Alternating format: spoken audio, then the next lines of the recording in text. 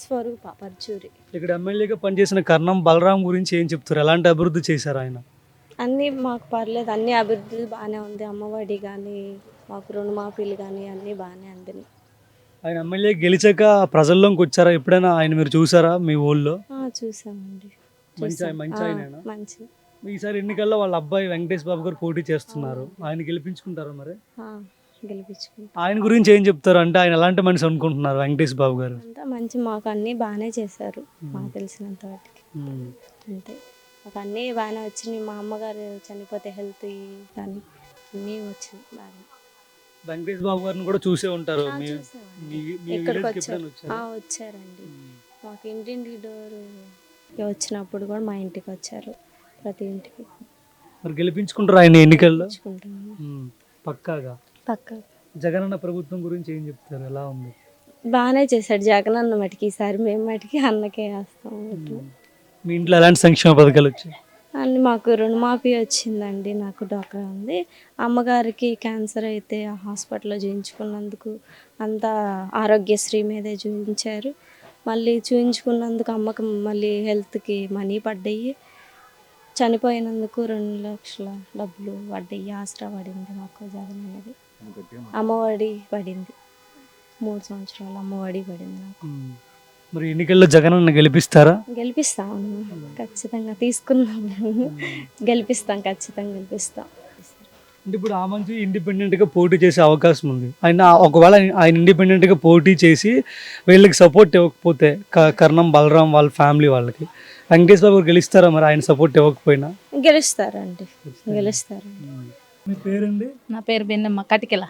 జగనన్న పరిపాలన ఎలా అనిపిస్తుంది? సూపరు ఉంది. జగనన్నే లేకపోతే చాలా మంది చచ్చిపోయాడు కరోనా టైంలో. అందరికి ప్రాణం పోసాడుగా, అందరిని నిలబెట్టాడు, అందరిని బ్రతికిచ్చాడు. ఆయన కోసం సత్తానికైనా సిద్ధమే, సంపటానికైనా సిద్ధమే. ఇంతకు మించి ఇక చెప్పను. జగనన్న గెలిపించుకుంటారు సూపర్గా. అసలు ఓట్లు మాయే ఉండే, ఒక 50 ఓట్లు అన్న కోసమే. మా ఇంట్లో అది. చంద్రాన్ని గెలిస్తే సంవత్సరానికి 3 గ్యాస్ సిలిండర్లు మహిళలకు మాకొద్దు, అసలు వద్దు. మాకు 3 సిలిండర్లు కదా, 6 సిలిండర్లు ఇచ్చినా వద్దు, 10 సిలిండర్లు ఇచ్చినా వద్దు. చంద్రాన్ని నమ్మరా? నమ్ము. జగనన్నే కావాలి, ప్రాణం జగనన్నే కావాలి. మళ్ళీ నా పేరు గుజ్జిర్లపూడి జయమ్మ. జగనన్న పరిపాలన ఎలా ఉంది? జగనన్న పరిపాలన సూపర్గా ఉంది. కానీ ప్రతిపక్షాలకు వచ్చేలేకే ఇప్పుడు మామూలుగా బురద తల్లుతున్నారు. మళ్ళీ ఆ బురద తల్లిన ప్రకారం పోతే మళ్ళీ కాదని మళ్ళీ వాళ్ళే ఇదిగా మాట్లాడుతున్నారు. జగనన్న పరిపాలన బాగానే ఉంది. కరోనా స్థలంలో కూడా అదే చంద్రబాబు నాయుడు ఉండడితే ఎక్కడ వాళ్ళు అక్కడ కుప్పలు తగలబెట్టేవాడు. అన్నీ బాగానే చేసాడు, అయినా చేయలేదంటున్నారు. ఆయన కూడా ఎన్నో మేళ్ళు పొందిన వాళ్ళు కూడా నా కొడుకు ఏం చేశాడు అంటున్నారు. దానికి మనమేం చెప్పలేము.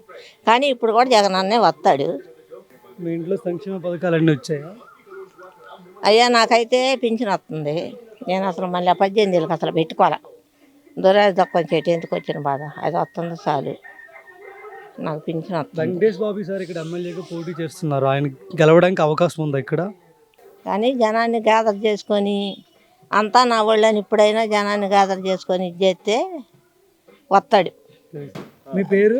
మరి మా జగనన్న ప్రభుత్వ పనితీరు ఎలా ఉంది ఇక్కడ? బాగుంది. ఏమొచ్చాయి మీకు? అన్నీ వచ్చినాయి. పింఛన్ వస్తుంది. మా ఆయనకు పచ్చిపాతం వస్తే ఆయన ఇస్తున్నాడు, తీసుకుంటున్నాము. మనం అబద్ధం ఆడకూడదుగా, ఇస్తున్నాడు. ఆయన ప్రభుత్వం బాగానే ఉంది అయ్యా.